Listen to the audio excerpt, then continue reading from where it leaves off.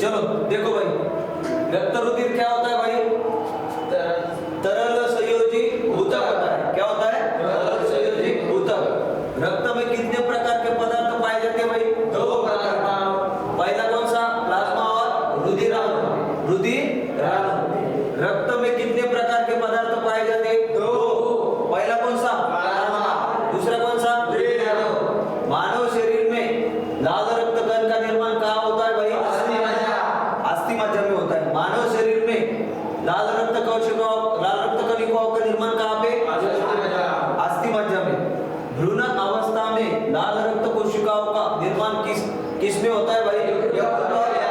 यकृत और लिया। आगे, मानव हृदय की रक्त वाहिका नलिका क्या कहलाती है भाई? कोरोनरी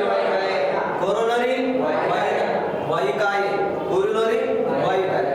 आगे देखेंगे, फेफड़े से हृदय के लिए रक्त को ले जाने वाली रुधिर वाहिका को क्या कहते हैं भाई? फुफ्फुस शिरा। उसके बाद किन अंगों को आरबीसी की कब्रिस्तान कहा जाता है भाई? यकृत और लिया। किन अंगों को आरबीसी की कब्रिस्तान कहा जाता है भाई? यकृत और लिया। अब ये सबसे ज्यादा पूछे गए अभी तक क्वेश्चन है भाई। आरबीसी का जीवन काल कितना होता है?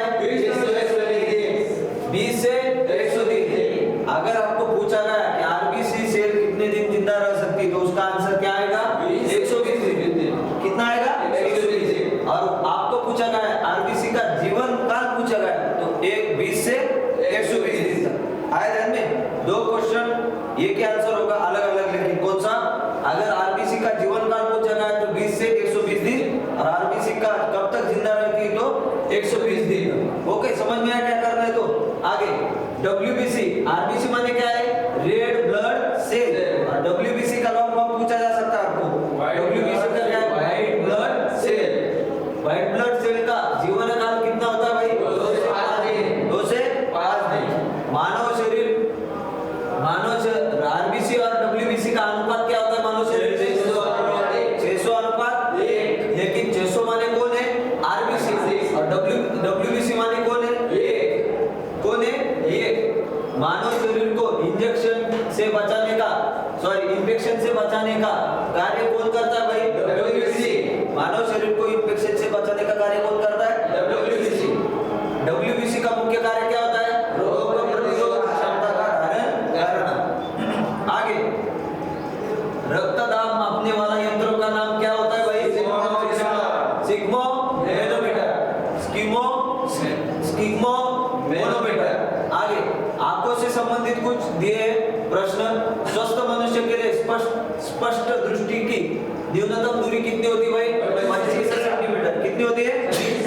25 सेंटीमीटर से आप देख सकते हैं। 25 से आगे अगर आ गए तो आपको दिखना कम हो जाता है। ओके, मनुष्य की आंखें वस्तु का प्रतिबिंब किस भाग में बनाती है भाई? रेटिना।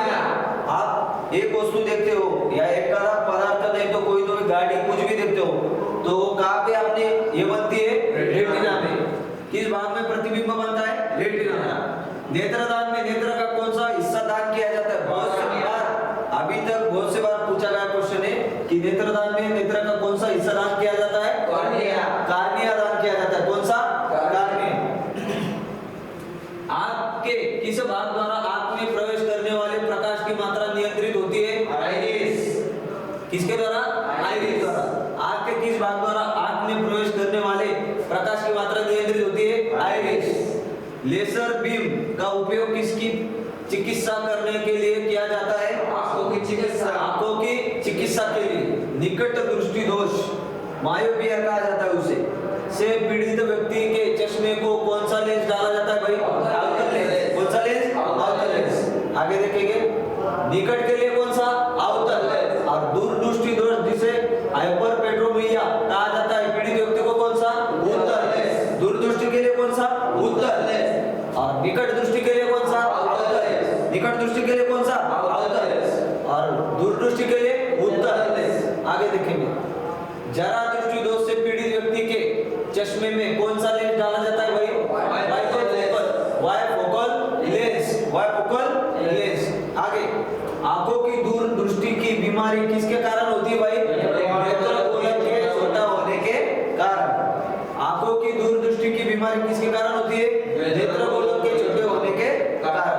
आगे, मानव आंख की रेटिना पर कैसा प्रतिबिंब बनाती है? वास्तविक तथा उल्टा। मानव आंख की रेटिना पर कैसा प्रतिबिंब बनाती है? वास्तविक तथा उल्टा। श्वसन से संबंधित है कुछ, आप देखो श्वसन तंत्र से संबंधित प्रश्न है, देखेंगे। ओके,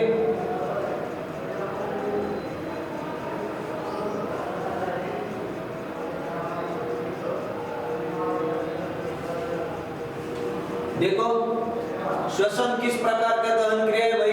मंद दहन। किस प्रकार का? मंद दहन। प्रति मिनट सांस लेने की गति सर्वाधिक किसकी होती है भाई? शिशु की। सबसे ज्यादा शिशु। आप कितने मिनट में, 1 मिनट में कितनी बार लेते हैं?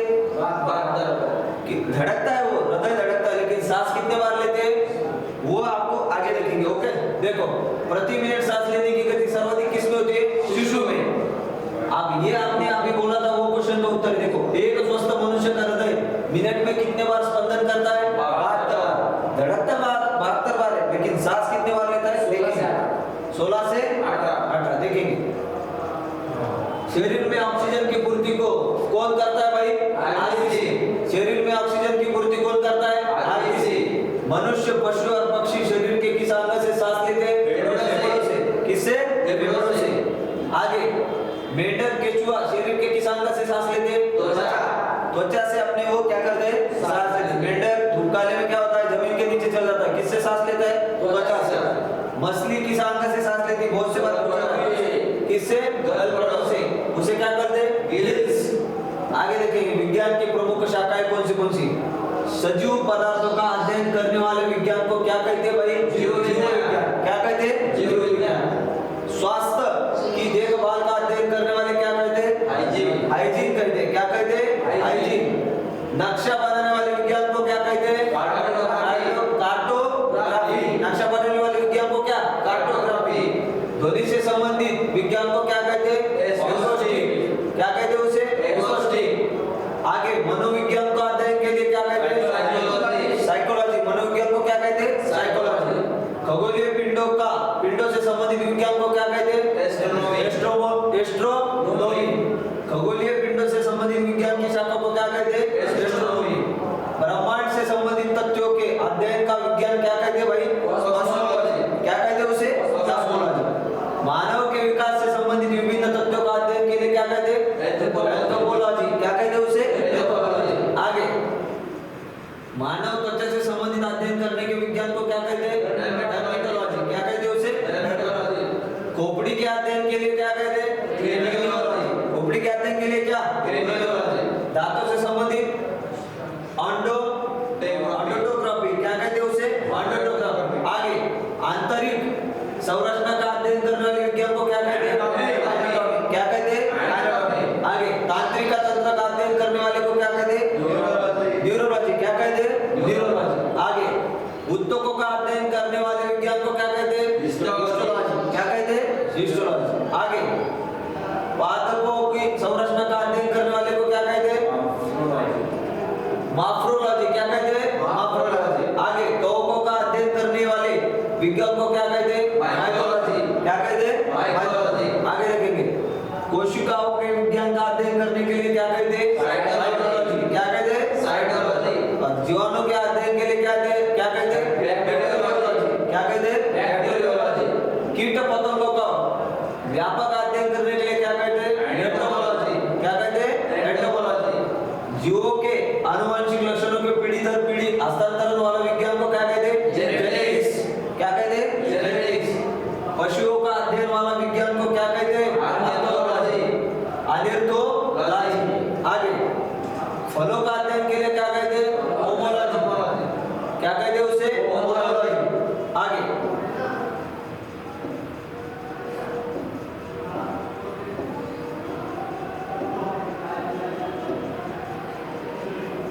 देखो, रेशम के कीड़े से संबंधित अध्ययन करने वाले को क्या कहते हैं? क्या कहते हैं? बागवानी से संबंधित क्या अध्ययन के लिए क्या कहते हैं? बागवानी से संबंधित क्या कहते हैं? वृक्षों तथा झाड़ियों का अध्ययन के लिए क्या कहते हैं? क्या कहते हैं? वृक्षों तथा झाड़ियों के अध्ययन के लिए क्या कहते हैं? डेंड्रोलॉजी। वृक्षों की आयु के अध्ययन के लिए 2 दिन पहले लिया था प्रकार का। वृक्षों के आयु के अध्ययन के लिए क्या कहते हैं उसे? एंटोमोलॉजी। सजावटी पुष्पों का अध्ययन के लिए फ्लोरिकल्चर, क्या कहते हैं? फ्लोरिकल्चर। बीजों का अध्ययन के लिए सर्पोलॉजी, बीजों के अध्ययन के लिए सर्पोलॉजी। मिट्टी से संबंधित अध्ययन के लिए क्या? विंडोलॉजी, विंडोलॉजी। आगे पुरातत्व संबंधी विज्ञानों के अध्ययन के लिए आर्कियोलॉजी, क्या कहते हैं उसे? आर्कियोलॉजी। कीटों का अध्ययन के लिए क्या कहते हैं? एंटोमोलॉजी। मधुमक्खी, ये बहुत से बार एग्जाम में पूछा गया है, एपीकल्चर, क्या कहते हैं मधुमक्खी के पालन के लिए? एपीकल्चर। मछलियों का अध्ययन पीसीकल्चर, क्या कहते हैं मछलियों का? कौन सा है? इक्विथोलॉजी। कौन सा है? इक्विथोलॉजी। मछलियों का अध्ययन के क्या कहते हैं भाई? इक्विथोलॉजी। और मत्स्य पालन के अध्ययन को क्या कहते हैं? पिस्सिकल्चर। याद रखना, मक्खियों का जो अध्ययन है उसे कहते हैं एक्टोनोलॉजी, और मत्स्य पालन के अध्ययन को क्या कहते हैं? पिस्सिकल्चर। आगे पुष्पों का अध्ययन क्या कहलाता है भाई? एंथोलॉजी। पुष्पों का अध्ययन क्या कहलाता है? एंथोलॉजी। वृक्ष एवं झाड़ियों का अध्ययन क्या कहलाता है भाई? एंथोलॉजी। आगे वनस्पति विज्ञान और उसकी शाखाएं, वह विज्ञान जिसका संबंध जीवधारियों के अध्ययन से होता है क्या कहलाता है भाई? जीव विज्ञान। क्या कहलाता है? जीव विज्ञान। जीव विज्ञान शब्द का प्रयोग सर्वप्रथम किसने किया था भाई? लेमार्क तथा ट्रेवियस ने किया था। ओके, जीव विज्ञान शब्द का प्रयोग सर्वप्रथम किसने किया था? लेमार्क तथा ट्रेवियस।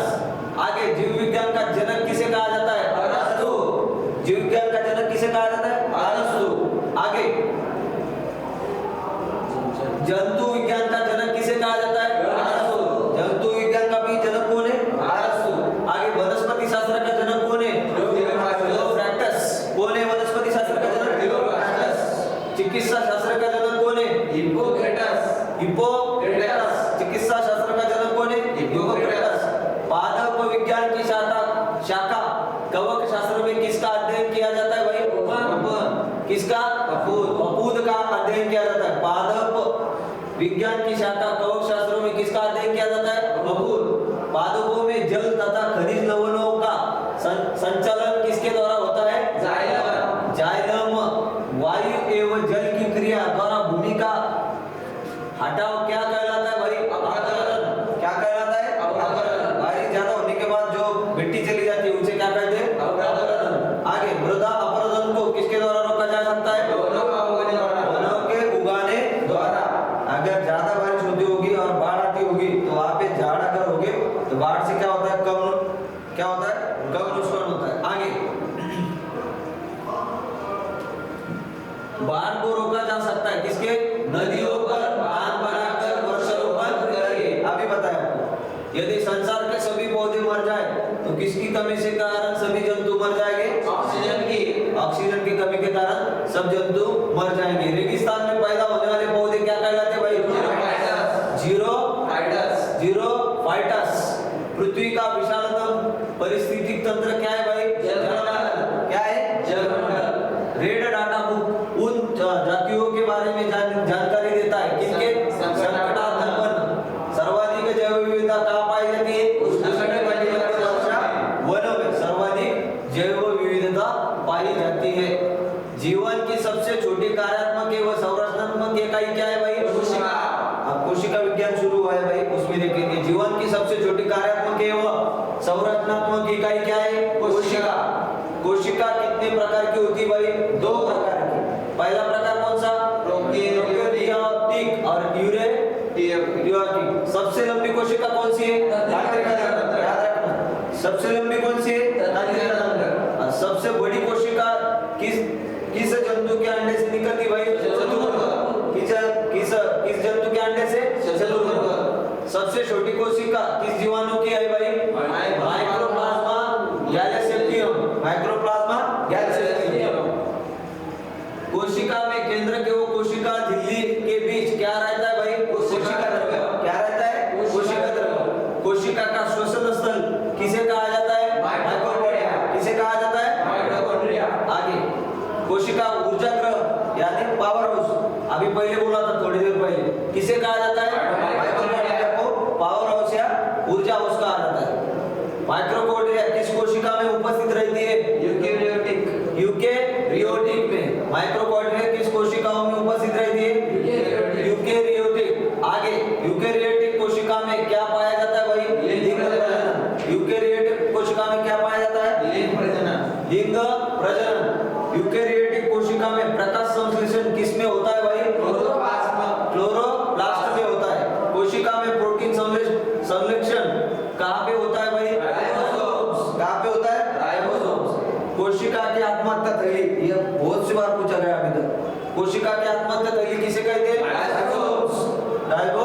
क्रोमोसोम। आगे पादप कोशिका का सबसे बाहरी अवतरण क्या क्या कहलाता है भाई? कोशिका भित्ति। पादप कोशिका का सबसे बाहरी अवतरण क्या कहता है? कोशिका भित्ति। कोशिका को एक निश्चित रूप कौन प्रदान करती है भाई? कोशिका भित्ति। कौन प्रदान करता है? कोशिका भित्ति। कोशिका भित्ति किस पदार्थ की बनी होती है? सेलुलोज। किसकी बनी होती है? सेलुलोज की। माइक्रोकॉन्ड्रिया किसमें अनुपस्थित होता है भाई? जीवाणु में माइक्रोकॉन्ड्रिया अनुपस्थित होता है। माइक्रोकॉन्ड्रिया में उनकी अपनी आपूर्ति होती है डीएनए। किसकी होती है? डीएनए। गुणसूत्र कहाँ पाए जाते हैं भाई? कोशिका के केंद्र में। गुणसूत्र कहाँ पाए जाते हैं? कोशिका के केंद्र में। प्रमुख जीव वैज्ञानिक हृदय का पहला प्रतिस्थापन किसके द्वारा किया गया था भाई? डॉक्टर क्रिश्चियन बर्नार्ड द्वारा। विकास का सिद्धांत किसके द्वारा प्रतिपादित किया गया था? मेंडल द्वारा। किसके द्वारा? मेंडल द्वारा। इधर यहाँ पे क्या है? The Mendel. आगे नेचुरल सिलेक्शन का सिद्धांत किसने दिया था भाई? नेचुरल सिलेक्शन का सिद्धांत किसने दिया? आधुनिक एंटीसेप्टिक सर्जरी का जनक किसे माना जाता है भाई? लिस्टर को माना जाता है। किसे माना जाता है? लिस्टर। आनुवंशिकी की अब देखो, आनुवंशिकी का पिता किसे कहा जाता है? मेंडल को। आनुवंशिकी का पिता किसे कहा जाता है? मेंडल को। वे लक्षण जो पीढ़ी दर पीढ़ी संचरित होते हैं उसे क्या कहते हैं? आनुवंशिक लक्षण। आनुवंशिक लक्षण। मेंडल ने किस पे ये किया था? प्रयोग किया था? क्या कहते हैं उसे? मटर पे प्रयोग किया था। ओके, आगे देखेंगे। वंशागति की इकाई क्या है भाई? जीन। वंशागति की इकाई क्या है? जीन। वंशागति का वाहक किसे कहा जाता है? गुणसूत्र। वंशागति का वाहक किसे कहा जाता है? गुणसूत्र को। अरे गोविंद खुराना नहीं, ये बाकी रहा। जीन्स किसके बने होते भाई? डीएनए। जीन्स किसके बने होते? डीएनए से। आगे देखो, हरगोविंद खुराना को किस आविष्कार के लिए सम्मानित किया गया था? जीन संश्लेषण के लिए। जीन संश्लेषण के लिए। कोशिका में पाया जाने वाला आनुवंशिक पदार्थ कौन सा है भाई? डीएनए। डीएनए कोशिका में पाया जाने वाला आनुवंशिक पदार्थ है। आनुवंशिकी का पिता किसे कहा जाता है भाई? मेंडल को आनुवंशिक का पिता कहा जाता है। वे लक्षण जो पीढ़ी दर पीढ़ी संचरित होते हैं क्या कहते हैं उसे? आनुवंशिक लक्षण कहते हैं। वंशागति की इकाई क्या होती है भाई? जीन। वंशागति की इकाई क्या? जीन। आगे बढ़ेंगे। वंशागति का वाहक किन्हें कहा जाता है भाई? गुणसूत्र को। गुणसूत्र को वंशागति का वाहक कहा जाता है। जीन्स किसके बने होते हैं भाई? डीएनए के। किसके बने होते हैं? डीएनए के बने हुए होते हैं। वंशागति का वाहक किन्हें कहा जाता है? गुणसूत्र को। किसे कहा जाता है? गुणसूत्र को। आगे देखेंगे। हरगोविंद खुराना को किस आविष्कार के लिए सम्मानित किया गया था भाई? जीन संश्लेषण के लिए। हरगोविंद खुराना ने जो है इनको किस आविष्कार के लिए सम्मानित किया गया था? जीन संश्लेषण के लिए। कोशिका में पाए जाने वाला आनुवंशिक पदार्थ कौन सा होता है भाई? डीएनए। कौन सा होता है? डीएनए। आगे बढ़ेंगे। डीएनए की आविष्कार मात्रा कहाँ पाई जाती है? केंद्र में। कहाँ पाई जाती है? केंद्र में। गुणसूत्र किसके बने होते हैं भाई? डीएनए और प्रोटीन के। गुणसूत्र किसके बने होते हैं? डीएनए और प्रोटीन के। माता पिता के गुण की पहचान उनके संतानों में किसके द्वारा स्थानांतरित होती है भाई? गुणसूत्रों द्वारा माता पिता के गुण की पहचान उनके संतानों में स्थानांतरित होती है। आगे देखेंगे। एक सामान्य मानव शरीर को कोशिका में गुणसूत्र की संख्या कितनी होती है भाई? गुणसूत्र होते हैं 40 और जोड़ियां कितनी होती है? 23 जोड़ियां होती है। कितने जोड़ियां? 23।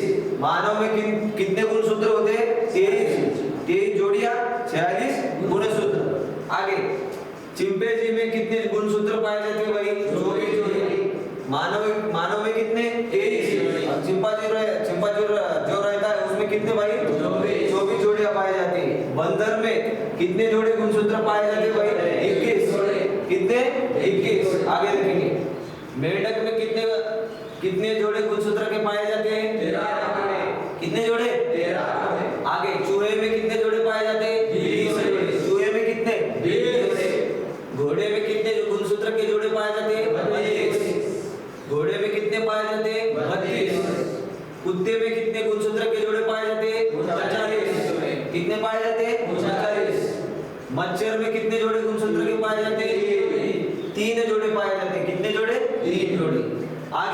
कबूतर में कितने जोड़े पाए जाते हैं भाई? 40। कबूतर में पाए जाते हैं 40 जोड़े। कितने जोड़े? 40 जोड़े। आगे बिल्ली में गुणसूत्र के कितने जोड़े पाए जाते हैं? 19 जोड़े। कितने पाए जाते हैं? 19 गुणसूत्र होते हैं डीएनए और प्रोटीन। डीएनए और प्रोटीन। आगे जीवन की उत्पत्ति कहाँ हुई थी भाई? जल में हुई थी। कहाँ हुई थी? जल में। विकास की प्रक्रिया में मनुष्य का निकटतम प्राणी कौन सा होता है भाई? बंदर। क्योंकि आपको मालूम होगा पहले बंदर, आदमी बंदर से आगे आगे विकसित होकर आदमी बना है। आगे जंतु ऊतक देखेंगे भाई। किस ऊतक के नख, खुर और सिंग किससे बने होते हैं भाई? केराटिन से बने होते हैं। किससे? केराटिन। आगे किस प्रकार के ऊतक शरीर की सुरक्षा कवच का कार्य करते हैं भाई? एपिथेलियम ही ऊतक। किस प्रकार के ऊतक शरीर की सुरक्षा कवच का कार्य करते हैं? एपिथेलियम ही ऊतक। कौन सा ऊतक घाव भरने में सहायक करता है भाई? कौन सा? एपिथेलियम ही ऊतक। आगे मनुष्य की त्वचा सबसे मोटी होती है कहाँ पर? तलवे पर। तलवे पर सबसे मोटी मनुष्य की त्वचा होती है। आगे आंसू कौन सी ग्रंथियां स्रावित करती है भाई? कौन सी? लेक्राइमल। कौन सी? लेक्राइमल। आंसू कौन सी ग्रंथियां स्रावित करती है? लेक्राइमल। आगे मनुष्य के शरीर में सबसे लंबी कोशिका कौन सी भाई? तंत्रिका कोशिका। तंत्रिका कोशिका। आगे ऊंट का कुबड़ किस ऊतक का बना होता है भाई? वसामय ऊतक। ऊंट का कुबड़ किस ऊतक का बना होता है? वसामय ऊतक। मास्ट कोशिकाएं किसमें पाई जाती है भाई? संयोजी ऊतक में पाई जाती है। मास्ट कोशिका किसमें पाई जाती है? संयोजी ऊतक में। आगे दांत मुख्य रूप बने होते हैं किससे? डेंटाइन। दांत किससे बने होते हैं? किससे बने होते हैं? डेंटाइन। दांत मुख्य रूप में बने हुए होते हैं किससे? डेंटाइन से। किससे? डेंटाइन से। दांत का शिखर किसका बना होता है भाई? एनामिल का। किसका? एनामिल का। दांत का शिखर किसका बना होता है? एनामिल का। नाभि रज्जु है प्रौढ़ संयोजी ऊतक। नाभि रज्जु क्या है भाई? प्रौढ़ संयोजी ऊतक। किसी जीवित देह के भीतर कोशिका का ऊतक की मृत्यु को क्या कहते हैं भाई? न्यूट्रोफिलिया। न्यूट्रोफिलिया। क्या कहते हैं उसे? न्यूट्रोफिलिया। प्लाज्मा में जल का प्रतिशत कितना होता है भाई? 90% होता है। प्लाज्मा में जल का प्रतिशत कितना होता है? 90%। आगे देखेंगे जीवधारी के वैज्ञानिक नाम क्या क्या है? जीवधारी वैज्ञानिक नाम, जीवधारी और वैज्ञानिक नाम। पहला कौन सा है? कुत्ता। कुत्ता का कौन सा है भाई? कौन सा है? यानी फैमिलियर्स। आगे मेंढक का क्या नाम है? राना टाइग्रीना। राना टाइग्रीना। मक्खी का नाम क्या है भाई? मुस्का डोमेस्टिका। आगे गाय का नाम क्या है? Bos indicus. आगे बिल्ली का नाम क्या है? फेलिस कैटस। आगे जंतु जगत का वर्गीकरण।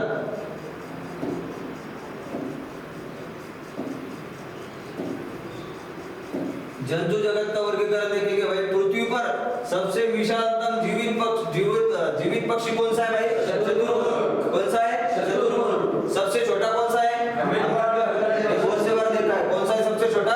हमिंगबर्ड या गुंजन पक्षी। वह एकमात्र पक्षी कौन सा है जो पीछे की ओर उड़ता है? गुंजन पक्षी। ये पीछे की ओर उड़ता है। सब पक्षी कहाँ उड़ते हैं?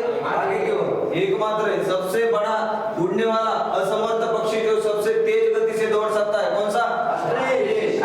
एस्ट्रिच। कौन सा है? एस्ट्रिच। वह पक्षी कौन सा है जो अपने शत्रु से बचने के लिए अपना सिर रेत कर अंदर डाल देता है? रेत के अंदर डाल देता है। कौन सा है? चतुर्मुख। कौन सा है? चतुर्मुख। आगे अंधेरे में चमगादड़ उड़ने में समर्थ है क्योंकि उनके मुंह से उत्पन्न होती है क्या?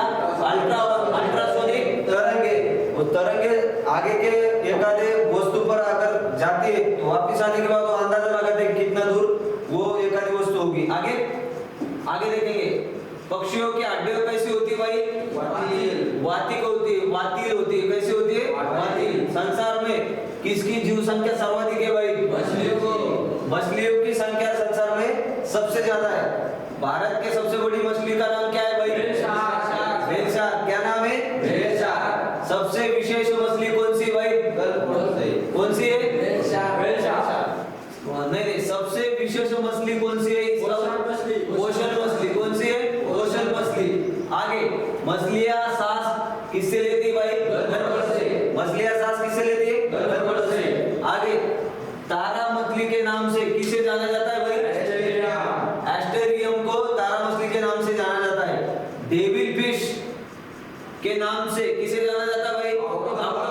डेविल फिश के नाम से किसे? ऑक्टोपस को। कटल फिश के नाम से किसे जाना जाता है भाई? सीपिया। सीपिया को कटल फिश के नाम से जाना जाता है। सबसे लंबा स्तनी कौन सा है भाई? जिराफ। कौन सा है? जिराफ। जेली फिश के नाम से कौन जाना जाता है भाई? आरेलिया। कौन सा? आरेलिया। जेली फिश के नाम से कौन जाना जाता है? आरेलिया। आगे सबसे अधिक उम्र तक जीवित रहने वाला कशेरुकी कौन सा है भाई? कछुआ। सबसे ज्यादा कौन जिंदा रहता है? कछुआ जिंदा रहता है। ओके, आगे कछुओं में कितनी आंखें होती है भाई? एक भी नहीं होती। कछुओं की आंखें होती है क्या? नहीं। आगे बिच्छू का विष कहां पर होता है भाई? डंक में होता है। बिच्छू का ये विष कहां पर होता है? डंक में। आगे हृदय में, मेंढक के हृदय के कितने कक्ष होते हैं भाई? 3। कितने कक्ष होते हैं? 3 कक्ष होते हैं। घोंसला बनाने वाला एकमात्र सांप कौन सा है? King cobra. किंग कोबरा अपना घोंसला बनाकर रहता है। आगे सबसे विषैली सर्प जो है कौन सा होता है भाई? गरुड़। कौन सा है? गरुड़। सबसे विषैली छिपकली कौन सी होती है? हेलोडर्मा। सबसे विषैली छिपकली कौन सी भाई? हेलोडर्मा। आगे उड़ने वाली छिपकली कौन सी? ड्रैको। कौन सी है? ड्रैको उड़ने वाली छिपकली। बिल्ली की आंखें रात को क्यों चमकती भाई? ल्यूसिडम के कारण। बिल्ली की आंखें रात को क्यों चमकती भाई? ल्यूसिडम के कारण। मलेरिया परजीवी तथा अमीबा को किस श्रेणी में रखा जाता है भाई? प्रोटोजोआ। किस श्रेणी में? प्रोटोजोआ श्रेणी में। हरा प्रोटोजोआ के नाम से टिम्ब जाना जाता है कौन? यूग्लिना। कौन जाना जाता है? यूग्लिना। हरा प्रोटोजोआ के नाम से कौन जाना जाता है? यूग्लिना। मलेरिया बुखार पैदा करने वाला प्रोटोजोआ है कौन सा? प्लाज्मोडियम। कौन सा है? प्लाज्मोडियम। आगे देखेंगे पादप जगत का वर्गीकरण। पादप हार्मोन किसे कहते हैं भाई? वह जो पौधों में वृद्धि और नियंत्रण करता है उसे क्या कहते हैं? पादप हार्मोन कहते हैं। जो जीवाणु आकार में सबसे छोटे होते हैं उन्हें क्या कहते हैं? गोलाणु। गोलाणु कहते हैं उन्हें। क्या कहते हैं? गोलाणु। मानव की आंत में क्या पाया जाता है भाई? क्या पाया जाता है? कोलाई। आगे मृदा में धान की पैदावार बढ़ाने वाला मुक्त जीवी जीवाणु कौन सा होता है भाई? एनाबीना। कौन सा होता है? एनाबीना। कौन सा होता है? एनाबीना। दूध के दही के रूप में जमने का कारण क्या होता है भाई? लैक्टोबैसिलस। क्या होता है? लैक्टोबैसिलस। आगे किस विष्णु के न्यूक्लिक अम्ल के आरएनए होता है भाई? पादप विषाणु। कौन सा? पादप विषाणु। किस विषाणु के न्यूक्लिक अम्ल में आरएनए होता है भाई? पादप विषाणु। यहाँ पे विष्णु हुआ है वो क्या है? विषाणु। हाइड्रोफोबिया रोग उत्पन्न होता है किससे? विषाणु से। किससे? विषाणु से। आगे विषाणु वृद्धि करता है किसकी? जीवित कोशिका में। आगे एंजाइम अनुपस्थित होते हैं भाई कहाँ पे? विषाणु में एंजाइम अनुपस्थित होते हैं। एड्स का कारण क्या होता है? T4 लिम्फोसाइट्स या वायरस। T4 लिम्फोसाइट या वायरस। एड्स संबंधित किससे भाई? शारीरिक संपर्क से। किससे संबंधित है? शारीरिक संपर्क से। लिटमस किसमें से निकाला जाता है भाई? लाइकेन से। लाइकेन नामक वनस्पति से। ओके, तेल प्रदूषण के नियंत्रण में प्रयुक्त होने वाला सुपर बग क्या है भाई? जीवाणु विकृति। क्या है? जीवाणु विकृति। आगे सबसे अधिक क्रोमोसोम किसमें पाए जाते हैं भाई? टेरिडोफाइट्स। किसमें पाए जाते हैं? टेरिडोफाइट्स में पाए जाते हैं। गोबर पर उगने वाले कवक क्या कहलाते भाई? क्रोपोफिलस। गोबर पर उगने वाले कवक क्या कहलाते हैं? क्रोपोफिलस। पेनिसिलिन क्या है भाई? पेनिसिलिन क्या है? कवक। आगे शैवालों की कोशिका भित्ति किससे बनी होती है? सेलुलोज से। किससे बनी होती है? सेलुलोज से। आगे कवकों की कोशिका भित्ति किससे बनी होती है? Chitin, hemicellulose. आगे सरगासो समुद्र का नाम किसके कारण पड़ा है? शैवालों के कारण। सरगासो समुद्र का नाम किसके कारण पड़ा है? शैवालों के कारण। लाल सागर का रंग किसकी उपस्थिति के कारण होता है? शैवालों के कारण। रासायनिक देखो रासायनिक विज्ञान में दो या दो से अधिक तत्वों के मात्र के विचार के से एक निश्चित अनुपात के संयोग करने से बना पदार्थ क्या कहलाता है भाई? यौगिक। क्या कहलाता है? यौगिक। दो या दो से अधिक तत्वों के मात्र के विचार से एक निश्चित अनुपात में संयोग करने से बना पदार्थ क्या कहलाता है? यौगिक। प्रकृति में सर्वाधिक मात्रा में पाए जाने वाला कार्बनिक यौगिक कौन सा है भाई? सेल्यूलोज। प्रकृति में सर्वाधिक मात्रा में पाए जाने वाला कार्बनिक यौगिक कौन सा है? सेल्यूलोज। कौन सा है? सेल्यूलोज। दो या दो से अधिक शुद्ध पदार्थों का किसी भी अनुपात में मिला देने से क्या बनता है भाई? मिश्रण। क्या बनता है? मिश्रण। ऐसे तत्व जिनमें धातु अधातु दोनों के गुण पाए जाते हैं क्या कहलाते हो? उपधातु कहलाते हैं। क्या कहलाते हैं? उपधातु। ऐसे तत्व जिनमें धातु अधातु दोनों के गुण पाए जाते हैं क्या कहलाते हो? उपधातु। पदार्थ की प्रमुख अवस्था कौन सी भाई? ठोस, द्रव, गैस, प्लाज्मा, यौगिक। ये प्लाज्मा और बोल्स आइंस्टाइन ये पांचवी है। ओके। विरंजक चूर्ण क्या है भाई? यौगिक। विरंजक चूर्ण क्या है? यौगिक। पदार्थ की एक पूरी अवस्था कितनी है? 5। ये 4 यहाँ पे ठोस, द्रव, गैस, प्लाज्मा और बोल्स आइंस्टाइन। पांचवी कौन सी भाई? बोल्स आइंस्टाइन। पहले भी बताया था आपको बराबर। हवा और बारूद क्या है भाई? मिश्रण। हवा और बारूद क्या है? मिश्रण। कोयला और हीरा क्या है भाई? धातु। कोयला और हीरा धातु। सबसे हल्की धातु कौन सी? सबसे भारी धातु कौन सी? ऑस्मियम। सबसे भारी धातु कौन सी? ऑस्मियम। सबसे सस्ती धातु कौन सी है? लोहा। सबसे सस्ती धातु कौन सी? लोहा। सबसे महंगी धातु कौन सी? प्लैटिनम। सबसे महंगी कौन सी? प्लैटिनम। सबसे कठोर कौन सी है? प्लैटिनम। सबसे कठोर है हीरा। सबसे कठोर कौन सी है? हीरा। धातु बोले तो कौन सी? हीरा। और उसके बाद कौन सी आती है? प्लैटिनम। ब्लड में पाई जाने वाली धातु कौन सी है? लोहा। कौन सी है? लोहा। सबसे नरम धातु कौन सा है? सोडियम। चाकू से काटा जा सकता है। एकमात्र तरल धातु कौन सा है? पारा। कौन सा है भाई? पारा। विद्युत की सर्वश्रेष्ठ सुचालक कौन सी है? चांदी। ताप की भी सर्वश्रेष्ठ सुचालक कौन सी है? चांदी। एकमात्र तरल धातु कौन सा है? पारा। आगे सबसे कुचालक धातु कौन सा है? शीशा। कौन सा है? शीशा। और विद्युत का सर्वश्रेष्ठ सुचालक कौन सा है? चांदी। आगे रेडियो एक्टिव धातु कौन सा है? यूरेनियम और रेडियम। यूरेनियम और रेडियम। सफेद सोना एडम उत्प्रेरक के नाम से किसे जाना जाता है भाई? प्लैटिनम। सफेद सोने के नाम से किसे जाना जाता है? प्लैटिनम। आगे किस धातु को भविष्य की धातु कहा जाता है भाई? टाइटेनियम। कौन सी? टाइटेनियम या एल्यूमिनियम। बल्ब का फिलामेंट किस धातु से बना होता है? टंगस्टन से। बल्ब का फिलामेंट किससे बना होता है? टंगस्टन से बना हुआ होता है। किस धातु को केरोसिन ऑयल में रखा जाता है? सोडियम। किस धातु को? सोडियम धातु को। कौन सी धातु पानी में हल्की होती है? सोडियम। कौन सी धातु पानी में हल्की होती है? सोडियम। कौन सी धातु चाकू से काटी जा सकती है? सोडियम और पोटेशियम। अभी बताया था आपको। कौन सी धातु चाकू से काटी जा सकती है? सोडियम और पोटेशियम। वायुयान और रॉकेट बनाने के लिए कौन सी धातु प्रयोग लाई जाती है? एल्यूमिनियम। आगे यातायात से भरी सड़कों की वायु में स्वास्थ्य को हानि पहुंचाने वाली कौन सी धातु पाई जाती है भाई? कौन सी? लोहा। सेब में कौन सी धातु पाई जाती है? लोहा। सेब में भी कौन सी पाई जाती है? लोहा।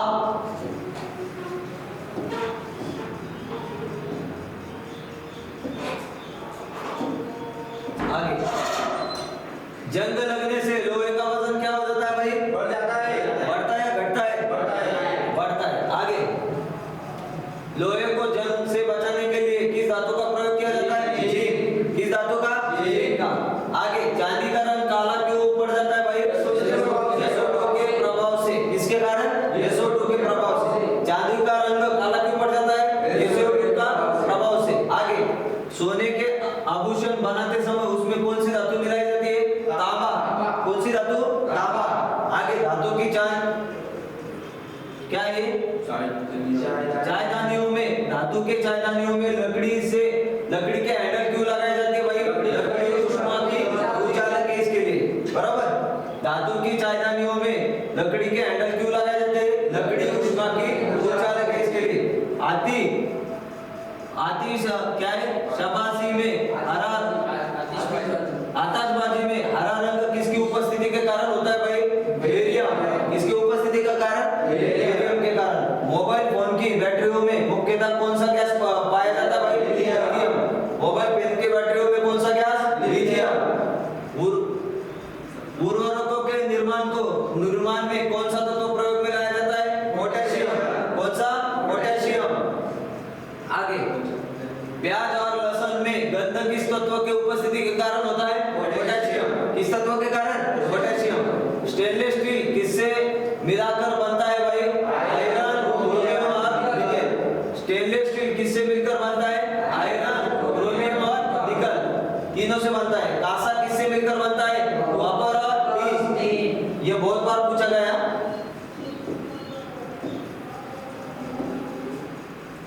आग बुझाने के लिए किस पदार्थ का प्रयोग किया जाता है?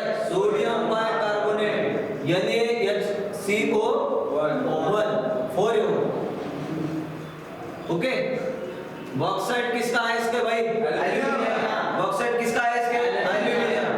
पीतल किसके मिलकर बनता है भाई? कॉपर ऑक्साइड और जिंक 20%। कॉपर ऑक्साइड और जिंक 20%। धातु कौन सा भाई? सोडियम। मुख्य अयस्क कौन सा होता है? बोराक्स। सोडियम का मुख्य अयस्क कौन सा? बोराक्स। एल्यूमिनियम का मुख्य अयस्क कौन सा? बॉक्साइट। कैल्शियम का कौन सा है? डोलोमाइट। कैल्शियम का कौन सा? डोलोमाइट। यूरेनियम का कौन सा है? कैरेटिन। कौन सा है? कैरेटिन। और जिंक का कौन सा है? Zinc granite. कौन सा है? Zinc granite. आगे, धातु मुख्य अयस्क सोने के कौन सा है? गैल्वेनियम। और चांदी का कौन सा है? Ruby silver. तांबा का कौन सा है? Copper pyrite. और लोहे का कौन सा है? हेमेटाइट और मैग्नेटाइट। हेमेटाइट और मैग्नेटाइट। सबसे हल्की धातु कौन सी है भाई? हीलियम। सबसे हल्की धातु कौन सी है? हीलियम। कौन सी है? हीलियम। सबसे महंगी धातु कौन सी है? हीरा। सबसे महंगी कौन सी है? हीरा। एकमात्र तरल धातु कौन सा है? ब्रोमीन। एकमात्र तरल धातु कौन सा है? ब्रोमीन। सबसे भारी धातु कौन सी है? ज़ेनॉन। सबसे भारी धातु कौन सी? ज़ेनॉन। सबसे कठोर धातु कौन सा है? हीरा। सबसे चमकदार धातु कौन सा है? हीरा। कौन सा है? हीरा। हीरा कौन सा है? आगे,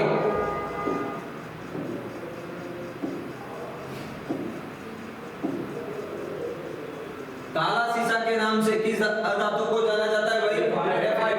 काला शीशा के नाम से किस धातु को जाना जाता है? ग्रेफाइट। आगे, एकमात्र विद्युत की सबसे अच्छी सुचालक कौन सी है? ग्रेफाइट। एकमात्र विद्युत की सबसे अच्छी सुचालक धातु कौन सी? ग्रेफाइट। धातु के भी विद्युत का क्या है? सुचालक है। सबसे कुचालक धातु कौन सा है? सभी ग्रेफाइट को छोड़कर सभी विद्युत के क्या है? कुचालक है। आगे, शीशा काटने के लिए किस धातु का प्रयोग किया जाता है भाई? हीरा। शीशा काटने के लिए किस धातु का? हीरा। कृत्रिम हीरो के नाम से, कृत्रिम हीरा के नाम से किसे जाना जाता है भाई? Silicon carbide. कुछ प्रमुख गैस, सबसे जहरीली गैस कौन सी होती है?